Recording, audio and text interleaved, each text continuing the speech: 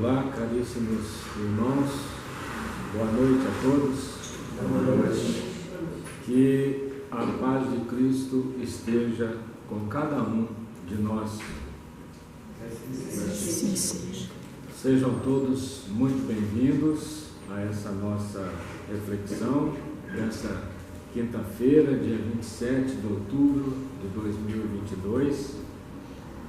Estamos aqui mais uma vez em nossa casa de estudo, trabalho e oração, o Centro Espírita Harmonia e Fé, aproveitando as vibrações benfazejas de nossos amigos espirituais, do mentor Francisco de Paula Vitor, nosso querido Padre Vitor, e de tantos outros espíritos que por aqui já trabalharam nesses mais de 90 anos de existência de nossa humilde casa.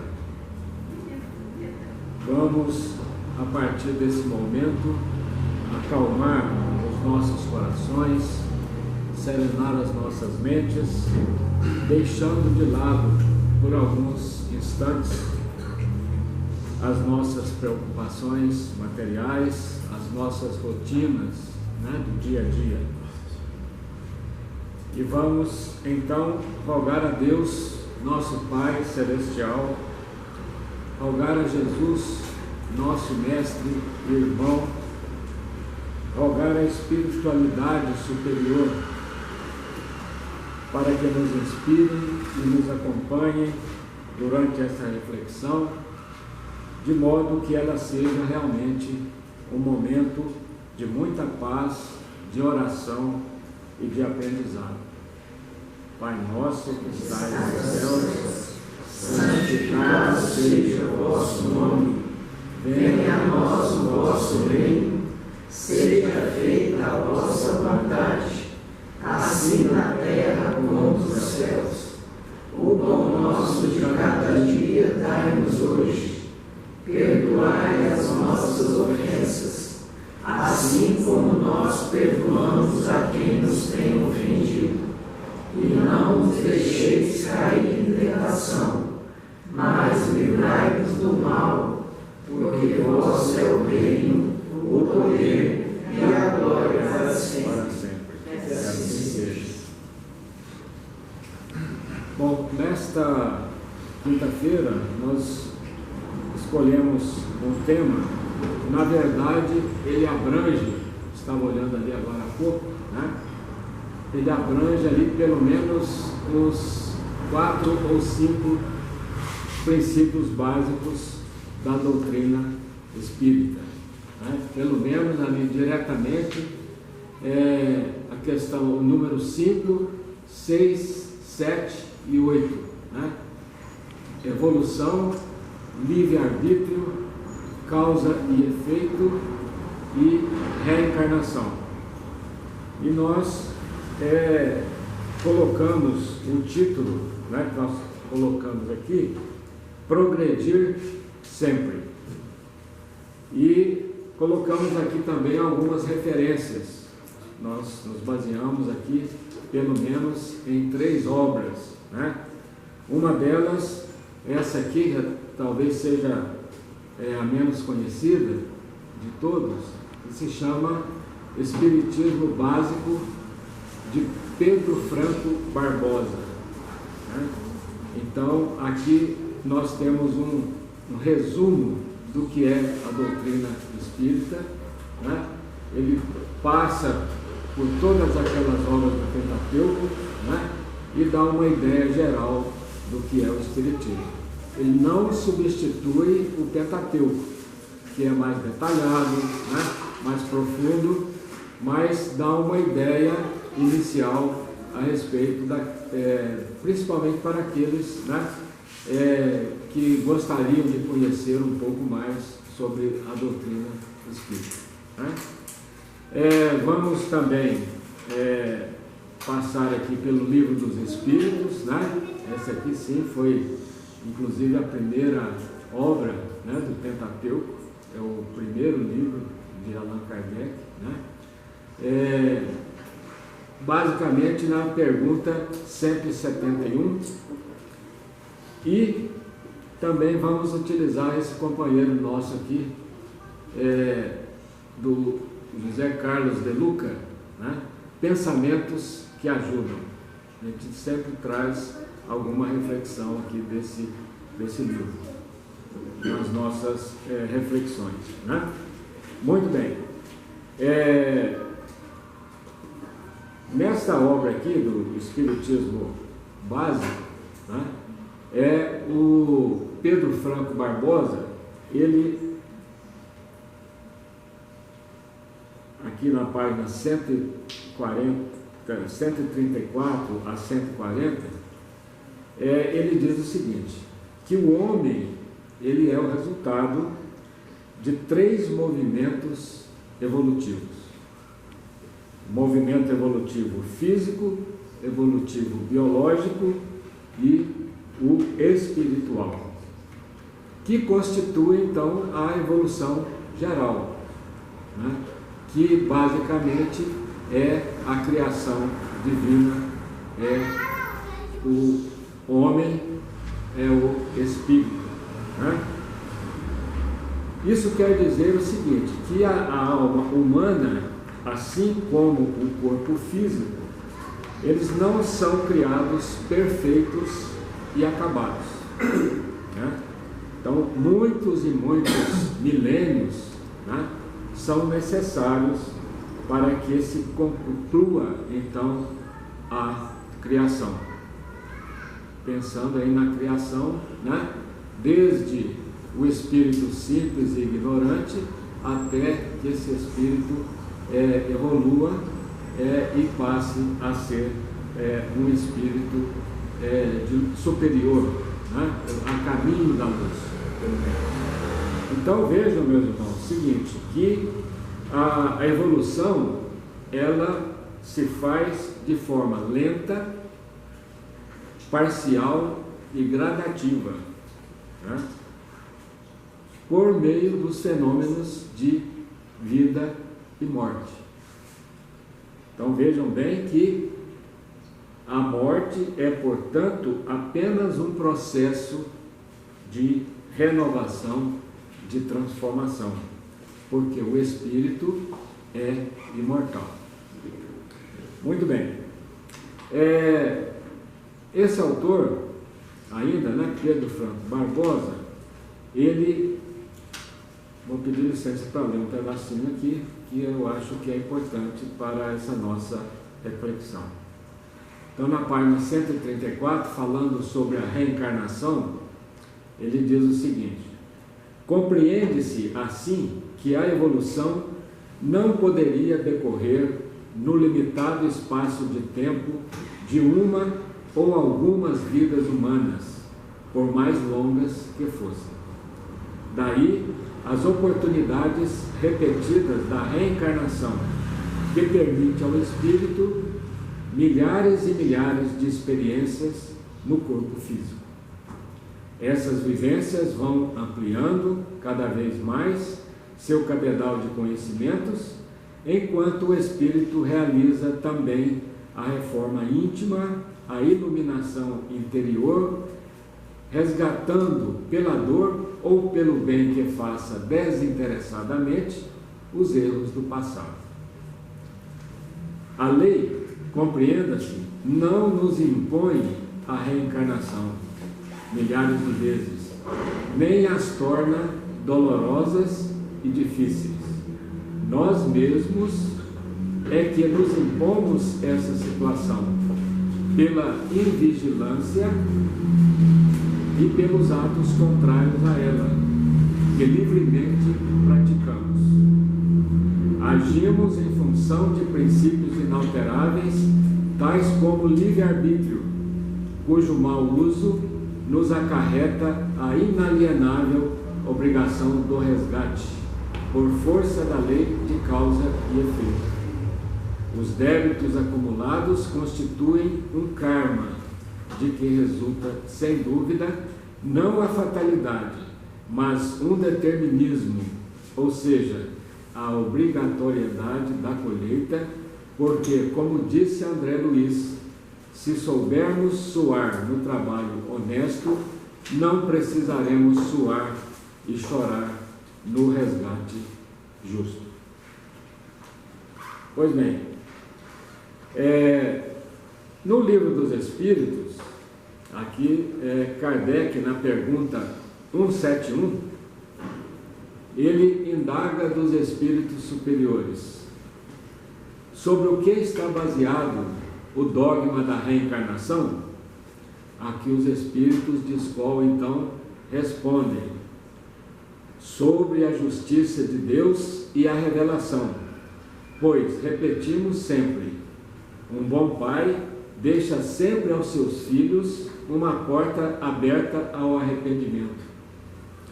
Não lhe diz a razão que seria injusto privar para sempre da felicidade eterna todos aqueles cujo progresso não dependeu deles mesmos? Não são todos os homens filhos de Deus? Somente entre os egoístas se encontram a iniquidade, o ódio implacável e os castigos sem perdão. E Kardec ainda tece alguns comentários, aprofundando um pouco essa questão. Então ele diz o seguinte, todos os espíritos tendem à perfeição e Deus lhes fornece os meios pelas provas da vida corpórea, mas em sua justiça lhes faculta realizar em novas existências o que não puderam fazer ou concluir numa primeira prova. Não estaria de acordo com a equidade, continua Kardec, nem com a bondade de Deus, castigar para sempre aqueles que encontraram obstáculos ao seu progresso, independentemente da sua vontade, no próprio meio onde foram colocados. Se o destino do homem está irrevogavelmente fixado após a sua morte, Deus não teria pesado as ações de todos na mesma balança e não os teria tratado com imparcialidade. A doutrina da reencarnação, isto é, aquela que admite que o homem tem várias existências sucessivas, é a única que responde à ideia que fazemos da justiça de Deus em relação aos homens colocados em uma condição moral inferior. A única que nos explica o futuro e fundamenta nossas esperanças, pois que nos oferece o meio de resgatar nossos erros através de provas novas. A razão indica essa doutrina e os espíritos no-lá ensinaram. O homem, continua Kardec, consciente da sua inferioridade, tem na doutrina da reencarnação uma esperança consoladora. Se acredita na justiça de Deus, não pode esperar por toda a eternidade estar em pé de igualdade com aqueles que agiram melhor do que ele. O pensamento de que essa inferioridade não o desardará para sempre do bem supremo e que ele poderá superá-la por meio de novos esforços, o sustenta e lhe reanima a coragem. E conclui da seguinte forma: qual é aquele que, no fim do seu caminho, não lamenta ter adquirido muito tarde uma experiência que não pode mais aproveitar? Essa experiência tardia, entretanto, não ficará perdida. Ele a aproveitará numa nova existência. Então, meus irmãos,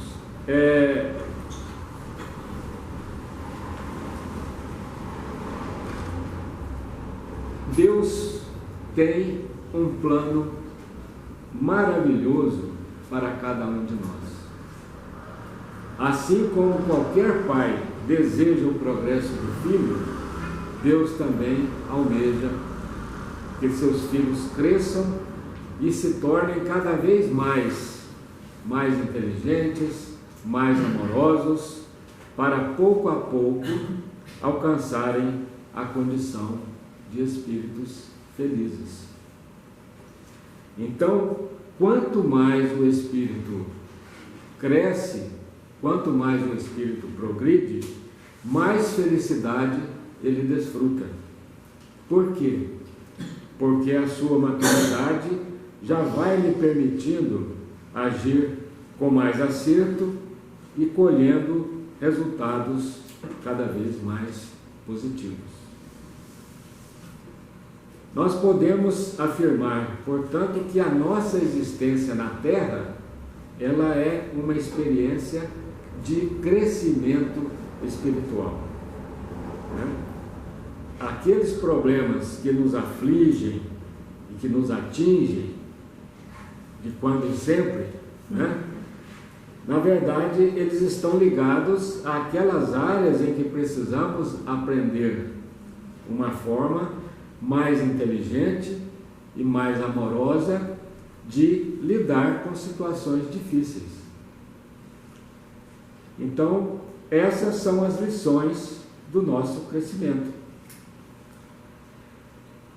Segundo José Carlos de Luca, né, já esse autor aqui, ele diz o seguinte, que Chico Xavier afirmava que os espíritos de luz comparavam o planeta Terra a um berçário com crianças dormindo. E que essas crianças, né, entre aspas, que somos nós, precisamos acordar e precisamos deixar esse berçário. É claro que é uma metáfora do crescimento espiritual, que no fundo consiste em abandonar os nossos aspectos, as nossas tendências infantis, controlar as tendências egoístas e principalmente encontrar satisfação em atender às necessidades dos outros e não apenas as nossas. Isso é crescimento. Então nós podemos afirmar que crescer é, portanto, tornar-se sensível às necessidades dos outros. Assim, da mesma forma como cantou Tom Jobim na sua música Wave, né? Fundamental é mesmo o amor. É impossível ser feliz sozinho. Mas Deus sabe, né, que esse crescimento é um processo paulatino, né? E não se faz de imediato. Por exemplo, quem aspira aqui na Terra chegar a um curso superior, ele precisa antes passar pelos ensinos fundamental e médio, né? Aí pelo menos uns 10, 11 anos de aprendizado. Agora imaginemos quanto aprendizado nós precisamos adquirir para atingir a perfeição espiritual. Não temos nem comparação aí para dar uma ideia, né, da diferença de conhecimento. Mas vejam só, isso é apenas um exemplo, né, porque maturidade espiritual não depende do grau de escolaridade, né? E quantas vezes nós constatamos isso ao longo de nossas vidas, não é mesmo? Então, a evolução moral, religiosa, a sabedoria, né, ela não depende somente do conhecimento, né, adquirido na escola, não depende da escolaridade, né? Então, qual é a razão pela qual Deus nos concede a oportunidade de voltarmos quantas vezes forem necessárias para progredirmos espiritualmente?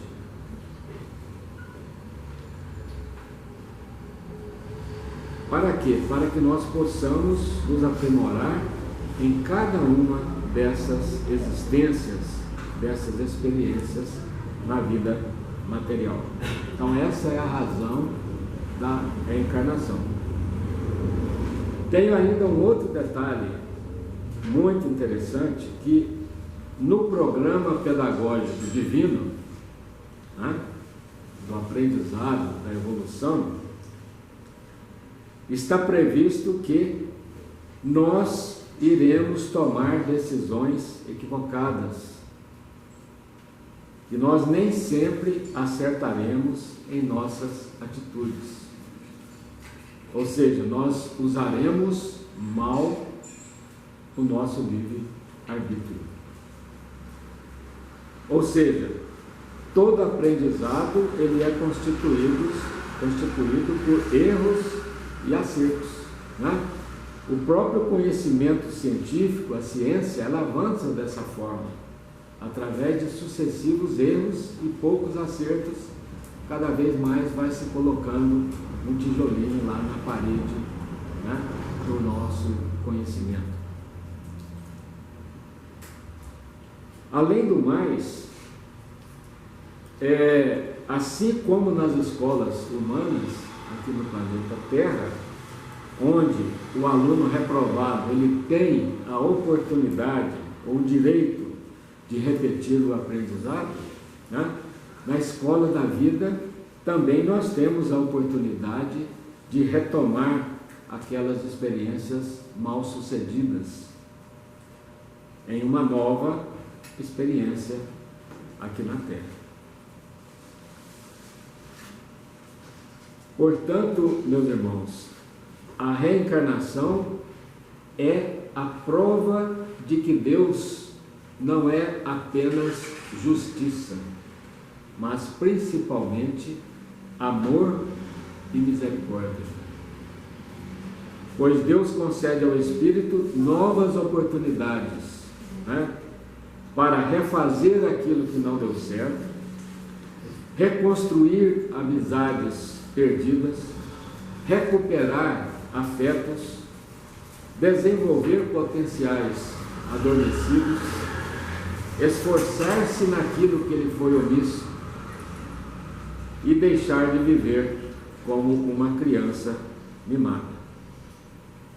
E a reencarnação é também o grande perdão de Deus para seus filhos, pois os erros que cometemos numa existência poderão ser reparados em uma outra, jogando por terra aquelas velhas concepções religiosas de castigos e penas eternas, que nós sabemos que não existe. Deus é justo e é misericordioso, né? Ele quer o nosso desenvolvimento, Ele quer a nossa evolução e nos dá quantas oportunidades forem necessárias.